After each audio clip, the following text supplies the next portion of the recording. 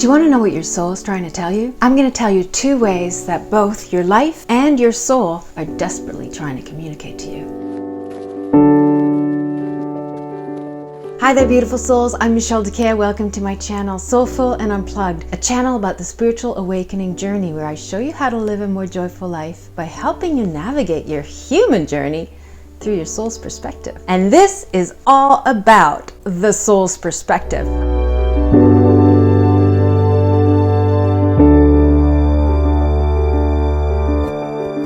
I'm going to show you how this grandfather health card brought me the best possible care I could have hoped for the deafness in my ear. It was pretty serendipitous and pretty amazing. If you are ever tempted to say something like, sometimes you just get sick. The universal laws of energy apply to everyone. It's all energy.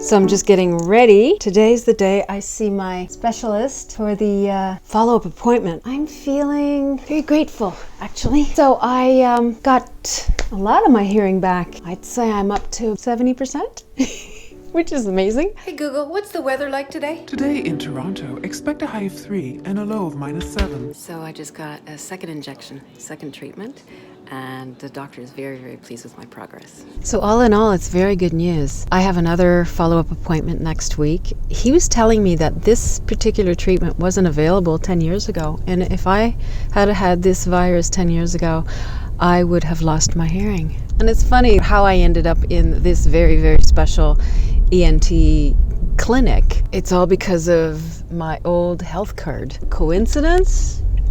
I think not. I just came back from my hearing test after 2 weeks, and I have some very good news. I got my hearing back. The tests show that I have recovered from the hearing loss that I had. The only thing is there is some slight hearing loss in both ears. It is something that's easy to live with and nothing that needs hearing aids. I'm going to come back in another 6 months for another hearing test, and I have a feeling that with the energy work that my teacher is going to do on me, I'm going to actually heal that. I can live with this. So overall, it's beautiful, wonderful news, and life is just so beautiful.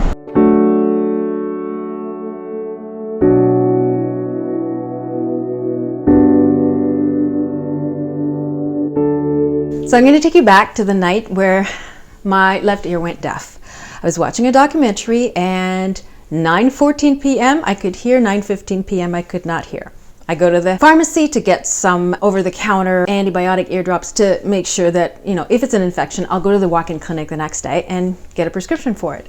8 a.m., first thing in the morning, I go see the doctor at the walk-in clinic. She checks me out and she goes, oh yeah, you're all blocked, but you don't have an infection, it's just wax. Then she makes an appointment for me, 9 a.m. the next day to get my ear irrigated. I go 9 a.m. the next day. And already they're starting to give me a hard time about this grandfather card, but I have the official paper that says that I am to be given full health care, because even though this is a grandfather card, it is valid until July. So they let me in, I get my ear irrigated, then the nurse looks at it and she goes, oh, there's some white stuff there. You need to go see the doctor again. So I go back downstairs. You have to go up a floor, down a floor, see the administration. They let you through so much administrative stuff. It's kind of crazy. So I go back downstairs. She looks at my card and she goes, this card's expired. No, it's still good. It's good till July. I'm like, okay, I understand they have to protect themselves for insurance fraud. It happens, but clearly I had the paper that said that I am afforded health care and that I should receive the care I need. She refused. It was just the administrator wouldn't let me see the doctor. I'm like, okay, I'm just gonna go to the registration office, get my new card, and I'll make an appointment with my doctor. So I go to the bureau, get my card, call my doctor, and that's when I saw my doctor at 7:40 in the morning. And she sent me to emergency because she couldn't see my eardrum. When I got to the emergency, there were a couple of doctors I saw and nurses, and all of them wanted to hear my story as to why I was refused health care at the clinic. They didn't understand. They're like, no, your card's still good. Why did they refuse you health care? They were really concerned that I had permanent hearing loss because of 24 hours of not receiving care. I didn't know. I just thought I had an ear infection. I didn't think it was anything. They knew how serious it was. And because they were quite, how shall I put this? Upset that I didn't receive the health care that I should receive, they called the clinic and they made a special space for me to see the specialist. And I saw him within 2 hours. The doctor that saw me is all the way downtown Toronto. He asks me to tell the story, I tell the story, and then he goes, that's my family doctor. The doctor they wouldn't let me see is his family doctor. What are the chances of that? Usually what happens is you go on a waiting list, you put in a request, they fax the request, and within a week you see the specialist. And through this incredible event, I got to see the specialist right away. And then his doctor is the doctor they wouldn't let me see. This door that was closed for me to go into the walk-in clinic was a beautiful door that opened for me to walk through the specialty ear, nose, and throat clinic. I knew the universe had my back. Even when I was refused care, the calmness that I felt was so deep that I knew that the universe had my back.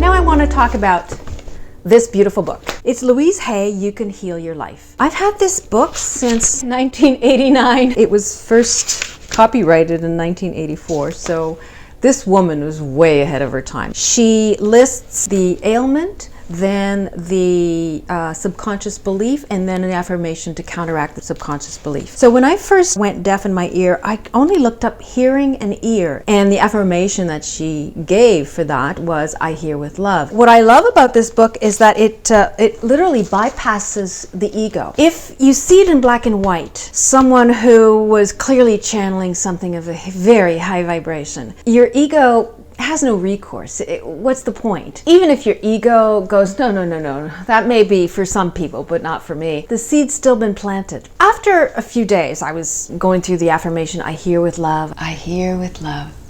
I actually thought, no, there's something more to it. I'm just not quite sure what it is. I looked up deafness, subconscious belief, rejection, stubbornness, isolation. What don't you want to hear? Don't bother me. Oh my God. I read that and I went, what? Stubbornness? Oh yeah, totally. Stubbornness can actually be a beautiful asset. So it's like perseverance. All of the character defects can be assets. It's what helped me finish writing my book. But because I am aware of this stubbornness tendency, I'm able to recognize when it's time to take action rather than staying stuck in my comfort zone of what is the known. Rejection, or am I rejecting my environment? What's going on? And then isolation, maybe, but there's no maybe about it. If it's saying, then it's subconscious coming to my consciousness. I'm becoming aware of something that I wasn't aware of. I need to ask myself, where am I noticing the difference between isolation and solitude? Solitude is beautiful. In solitude, I am creative. In isolation, I am definitely rejecting the outward circumstances of my life rather than actually changing. Where am I not wanting to be and therefore retreat within myself rather than taking action into actually changing the circumstances? What don't you want to hear? Okay, yeah, I could definitely see the things that I didn't want to hear. And the don't bother me, there was a definite situation. I made those changes, definitely. What I love is the affirmation. I listen to the divine and rejoice at all that I am able to hear. I am one with all. So I've been doing that affirmation for 2 days. And I just got a beautiful result from my hearing test. Everything that happens in your life is a reflection of what's truly going on within you.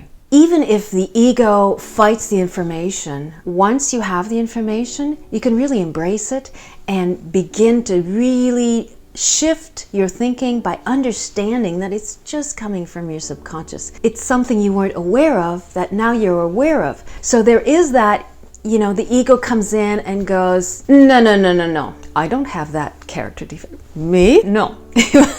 Okay, you can think that, but actually this is amazing. I am now aware of something I wasn't aware of.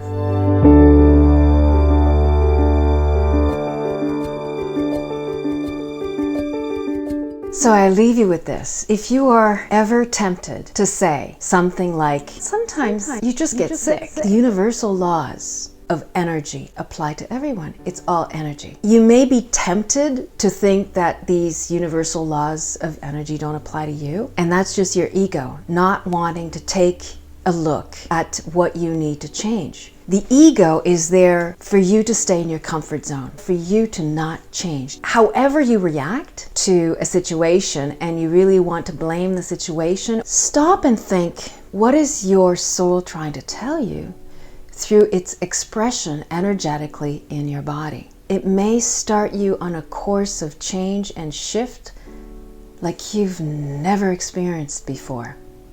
It'll be uncomfortable because your ego will be triggered. Boy, will your ego be triggered, because it's the start of the death of the ego. That's the awakening process. Mwah! I wish you well, my beautiful souls. Have a wonderful week. Bye for now.